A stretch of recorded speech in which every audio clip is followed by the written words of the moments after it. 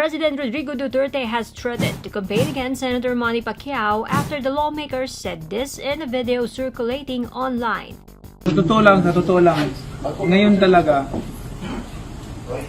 kung ano yung corruption sa past administration, yung kay Pinoy, mas dubli ngayon. Dubli o sobra pa. Maniwala ka sa akin. Sabi ko, hindi ko makakain yung mga ginagawa nito mga ito. Duterte demanded that the senator name government offices involved in corrupt practices.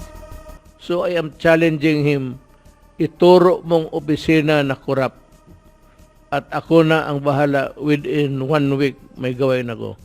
Pacquiao is a possible presidential candidate in the 2022 national elections. Duterte said he will expose the boxing champion as a liar if he cannot prove his claim. If you fail to do that, I will campaign against you because you are not doing your duty.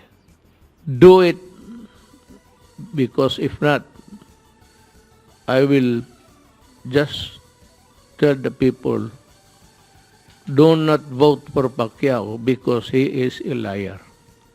Duterte's daughter, Davao City Mayor Sara Duterte, is considered a frontrunner in the 2022 presidential elections.